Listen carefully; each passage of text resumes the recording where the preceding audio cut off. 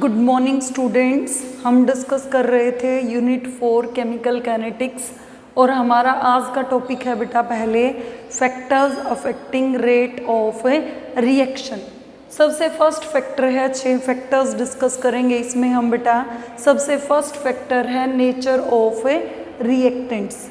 Nature of reactant में देखिए बेटा, अगर रिएक्टेंट्स के बीच में बॉन्ड क्या है, वीक, बॉन्ड वीक है बेटा, तो उसके बॉन्ड को डिसोसिएट करने की एनर्जी, बॉन्ड डिसोसिएशन एनर्जी क्या होगी, लो, और बॉन्ड को तोड़ने की एनर्जी कम है तो रेट ऑफ रिएक्शन क्या होगी, फास्ट। रेट ऑफ रिएक्शन हमारी क्या होगी, फास्ट। दूसरा है, अगर रिएक्टेंट मॉलिक्यूल्स के बीच में बॉन्ड क्या है, स्ट्रॉन्ग, तो उस बॉन्ड को तोड़ने की energy, bond dissociation energy, bond को तोड़ने की एनर्जी क्या, बॉन्ड डिसोसिएशन एनर्जी। बॉन्ड क्या है बेटा, अगर हमारा स्ट्रॉन्ग, तो उसके बॉन्ड को तोड़ने के लिए एनर्जी क्या रिक्वायर होगी, बहुत ज़्यादा। अगर बॉन्ड को तोड़ने की एनर्जी बहुत ज़्यादा है तो रेट ऑफ रिएक्शन हमारी क्या होगी, स्लो। एग्जाम्पल लिया, nitric oxide as a gas oxygen के साथ कंबाइन कर जाए, क्या फॉर्म कर दे, nitrogen dioxide, that is also present in the form of a gas. तो ये रेट ऑफ रिएक्शन हमारी क्या है बेटा, this is fast rate of reaction. दूसरी रिएक्शन है बेटा, कार्बन मोनोऑक्साइड में बॉन्ड क्या है, बहुत स्ट्रॉन्ग, तो इसके तोड़ने की एनर्जी ज़्यादा होगी, तो रेट ऑफ रिएक्शन हमारी क्या होगी, स्लो। रेट ऑफ रिएक्शन हमारी क्या होगी, स्लो। तो अगर रिएक्टेंट्स के बीच में बॉन्ड वीक है, तोड़ने की एनर्जी कम होगी, रेट ऑफ रिएक्शन क्या होगी, फास्ट। दूसरा फैक्टर है बेटा concentration of reactants. Concentration of reactants में देखिए बेटा, अगर रिएक्टेंट मॉलिक्यूल्स की कंसंट्रेशन जितनी ज़्यादा होगी उतने ही रिएक्टेंट मॉलिक्यूल्स के बीच में इफेक्टिव कोलिजन्स भी क्या होंगे, ज़्यादा। उतने ही रिएक्टेंट मॉलिक्यूल्स के बीच में इफेक्टिव कोलिजन्स भी क्या होंगे, ज़्यादा। उन कोलिजन्स के कारण उनकी एनर्जी थ्रेशोल्ड एनर्जी के इक्वल बहुत जल्दी पहुंच जाएगी। तो जैसे ही इफेक्टिव कोलिजन्स हो जाएंगे, उनकी एनर्जी थ्रेशोल्ड एनर्जी के इक्वल हो जाएगी, तो रेट ऑफ रिएक्शन भी क्या हो जाएगी, ज़्यादा। तो greater the concentration of reactant, greater will be the effective collisions taking place among the reactant molecules and hence faster will be rate of reaction. rate of reaction उतनी ही क्या होगी बेटा, ज़्यादा। उसके बाद थर्ड फैक्टर हम डिस्कस करते हैं बेटा कंसंट्रेशन ऑफ रिएक्टेंट के बाद टेम्परेचर। टेम्परेचर में देखिए बेटा, जैसे जैसे टेम्परेचर बढ़ेगा मॉलिक्यूल्स के बीच में सेम इफेक्टिव कोलिजन्स इंक्रीज करेंगे। इफेक्टिव कोलिजन्स इंक्रीज करेंगे तो रेट ऑफ रिएक्शन भी क्या हो जाएगी, ज़्यादा। इसी में एक पॉइंट और है, with every 10 degree Celsius increase of temperature, जैसे ही हम 10 डिग्री सेल्सियस टेम्परेचर इंक्रीज कर देते हैं, rate of reaction becomes almost double. Rate of reaction becomes almost double. तो rate of reaction almost double हो जाती है। जैसे पहले टेम्परेचर है 50, रेट है 2 टाइम्स, 10 डिग्री सेल्सियस टेम्परेचर बढ़ा दिया, कितना हो गया, 60, तो रेट ऑफ रिएक्शन पहले से 2 टाइम से कितनी हो जाएगी, 4 टाइम, मतलब 2 to 3 टाइम्स, लगभग डबल हो जाती है। थर्ड फैक्टर है बेटा प्रेजेंस ऑफ कैटालिस्ट। कैटालिस्ट भी रेट ऑफ रिएक्शन को क्या करता है, इंक्रीज। सबसे पहले हम बताते हैं कैटालिस्ट क्या है। कैटालिस्ट वो सब्सटेंस है जो बिना खुद के कंज्यूम हुए रेट ऑफ रिएक्शन को क्या करता है, increase. Catalyst it is a substance which increases और डिक्रीजेस इंक्रीज भी कर सकता है, डिक्रीज भी। Simply changes rate of reaction generally क्या करता है, इंक्रीज।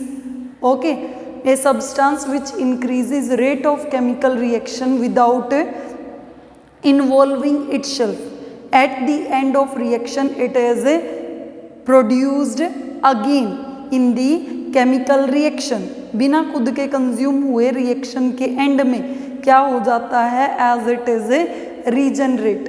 क्या करता है कैटालिस्ट, पोटेंशियल एनर्जी बैरियर को लोअर करके जितनी रेट ऑफ फॉरवर्ड रिएक्शन बढ़ाता है उतनी ही रेट ऑफ बैकवर्ड रिएक्शन बढ़ाता है, which help in establishment of equilibrium quickly, जिसके कारण इक्विलिब्रियम क्या एस्टेब्लिश हो जाता है बेटा, क्विकली। पांचवा फैक्टर है presence of light. Presence of light, कुछ ऐसी रिएक्शंस होती हैं which occurs in presence of light and these reactions are called photochemical reaction। जैसे हमने रिएक्शन ली hydrogen gas on combination with chlorine gas in presence of light is converted into 2 of hydrogen chloride gas। तो जो reaction light की presence में होती हैं उन रिएक्शंस को हम क्या कहते हैं बेटा, these reactions are known as photochemical reactions। These reactions are known as photochemical reactions। The reactions which takes place in presence of light are called photochemical reactions। उसके बाद सिक्स्थ फैक्टर हम डिस्कस करते हैं बेटा, surface area. Sixth factor is surface area of reactants. Surface area of reactants. इसमें देखिए बेटा, किसी भी ऑब्जेक्ट का जितना साइज छोटा होगा उतना ही सरफेस एरिया क्या होगा, ज़्यादा। उतना ही सरफेस एरिया क्या होगा, ज़्यादा, और उतनी ही रेट ऑफ रिएक्शन क्या होगी, ज़्यादा। Smaller is the size of an object, larger will be surface area and hence faster will be rate of reaction। rate of reaction उतनी ही क्या होगी, faster। जैसे एक तो लकड़ी के बेटा आपके पास गट्ठे हैं, logs of wood हैं, और एक लकड़ी के पीसीज हैं, क्योंकि छोटे पीसीज का सरफेस एरिया क्या होता है, ज़्यादा।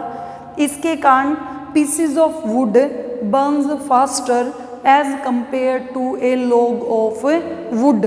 ओके, इसी तरह दूसरा है, जितनी भी पाउडर्ड ऑब्जेक्ट्स हैं, पाउडर्ड ऑब्जेक्ट्स का सरफेस एरिया क्या होता है, ज़्यादा, और उनकी रेट ऑफ रिएक्शन उतनी ही क्या होती है बेटा, ज़्यादा। ओके, तो हमने 6 फैक्टर्स डिस्कस किए हैं बेटा। First nature of reactant, second concentration of reactant, third temperature, fourth catalyst, fifth presence of light and sixth is surface area of reactant. Surface area of reactant. उसके बाद हम डिस्कस करते हैं बेटा लॉ ऑफ मास एक्शन। हम क्या discuss करते हैं बेटा, law of mass action.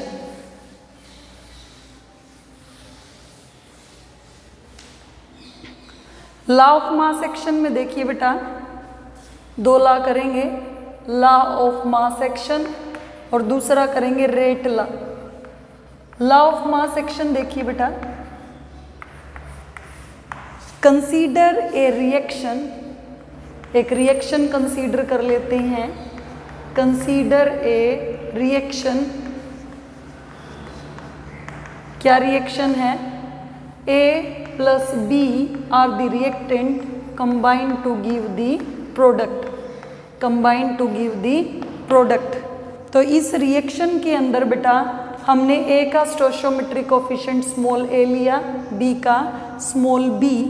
Okay, तो देखिए बेटा जो रेट ऑफ रिएक्शन है वो डायरेक्टली प्रोपोर्शनल है रिएक्टेंट, एक तो A की मोलर कंसंट्रेशन और दूसरा रिएक्टेंट B की मोलर कंसंट्रेशन का मल्टीप्लिकेशन प्रोडक्ट। ओके, क्या कहा है, rate of reaction is directly proportional to product of molar concentration of reactants each raised to power stoichiometric coefficient, हर चीज़ एक स्टोइचियोमेट्रिक कोफिशिएंट किसके पावर की रेज कर दी, ए और बी की।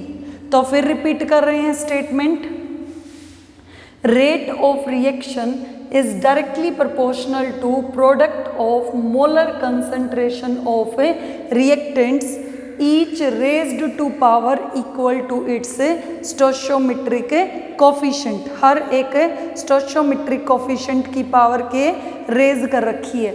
उसके बाद rate R is equal to, directly sign को हटाया, इज इक्वल टू एंड के से A raise to power A into B raise to power B। तो ये क्या है बेटा हमारा लॉ ऑफ मास एक्शन। क्या है बेटा, लॉ ऑफ मास एक्शन। उसके बाद दूसरा लॉ हम डिस्कस करते हैं बेटा, रेट लॉ। दूसरा लॉ डिस्कस करते हैं क्या, रेट लॉ। रेट लॉ देखिए बेटा, अगेन एक रिएक्शन डिस्कस करते हैं क्या, ए विद ए का कोफिशिएंट ए और बी का स्टोइचियोमेट्रिक कोफिशिएंट स्मॉल बी, ये भी रिएक्शन किस में कन्वर्ट हो रही है, प्रोडक्ट में। तो इस रिएक्शन के अकॉर्डिंग जो रेट है वो डायरेक्टली प्रोपोर्शनल है A raise to power alpha and B raise to power beta, A raise to power alpha and B raise to power beta. तो देखिए बेटा रेट लॉ क्या कहता है, rate of reaction is directly proportional to product of molar concentration of reactant, reactant की molar concentration का multiplication product each raised to power which may और may not be equal to its stoichiometric coefficient, जो स्टोइचियोमेट्रिक coefficient के equal हो भी सकता है और नहीं भी। मतलब यहाँ पे 1 है, यहाँ पे 2, ओके। तो ये ए और बी अल्फा और बीटा के इक्वल हो भी सकता है और नहीं भी। ये अल्फा और बीटा किसी भी रिएक्शन का क्या रिप्रेजेंट कर रहे हैं बेटा, ऑर्डर। डायरेक्टली साइन को हटाइए, इज इक्वल टू एंड के साथ A raise to power alpha and B raise to power beta, A raise to power alpha and B raise to power beta. उसके बाद के क्या रिप्रेजेंट कर रहा है हमारा, के इज रिप्रेजेंटिंग रेट कांस्टेंट, के इज रिप्रेजेंटिंग रेट कांस्टेंट और स्पेसिफिक रिएक्शन रेट, के इज रिप्रेजेंटिंग रेट कांस्टेंट और specific reaction rate. This is the rate constant के इज रिप्रेजेंटिंग रेट कांस्टेंट और स्पेसिफिक रिएक्शन रेट। अब उसके बाद बेटा अगर मोलर कंसंट्रेशन ऑफ ए किसके इक्वल आ जाए, मोलर कंसंट्रेशन ऑफ बी के, तो रेट आर किसके इक्वल हो जाएगा, रेट कांस्टेंट के। ठीक है। तो दूसरी definition, rate constant is defined as rate of reaction. Rate constant किसके इक्वल है, रेट कांस्टेंट के। Rate constant is equal to rate of reaction when molar concentration of each of reactant is unity। जब हर reactant की molar concentration किसके equal हो जाए, 1 के। फिर बताते हैं बेटा ये A और B किसके इक्वल आ जाए, molar concentration of each of reactant is unity, then R is equal to K। तो rate of reaction is defined as rate constant when molar concentration of each of the reactant is unity. उसके बाद characteristics of के, जो इस rate constant है किस किस पे डिपेंड करता है। पहला बेटा ये डिपेंड करता है ऑर्डर ऑफ रिएक्शन पे, किसी भी रिएक्शन का के मतलब है रेट कांस्टेंट किस पे डिपेंड करता है, it depends upon the order of reaction. दूसरा डिपेंड करता है बेटा it also depends upon the temperature, temperature पे भी डिपेंड करता है। तीसरा के की वैल्यू जितनी ज़्यादा होगी रेट ऑफ रिएक्शन उतनी ही क्या होगी, ज़्यादा। ग्रेटर द वैल्यू ऑफ के faster will be rate of reaction. और चौथा फैक्टर है बेटा रेट से रिलेटेड ही ये rate of reaction concentration of reactant, concentration of reactant पे इस रेट कांस्टेंट की वैल्यू डिपेंड नहीं करती, कंसंट्रेशन ऑफ रिएक्टेंट पे इस रेट कांस्टेंट की वैल्यू डिपेंड नहीं करती। तो आज के वीडियो में बेटा हमने सबसे पहले क्या डिस्कस किया है, factors affecting rate of reaction, कौन कौन से फैक्टर्स किए, nature of reactant, concentration of reactant, temperature, presence of light, catalyst and a surface area. उसके बाद हमने डिस्कस किया है बेटा लॉ ऑफ मास एक्शन क्या है, रेट लॉ क्या है और कैरेक्टरिस्टिक्स ऑफ रेट कांस्टेंट से क्या क्या है। ओके बेटा, आज के वीडियो में हम इतना ही करते हैं। ओके, थैंक यू बेटा।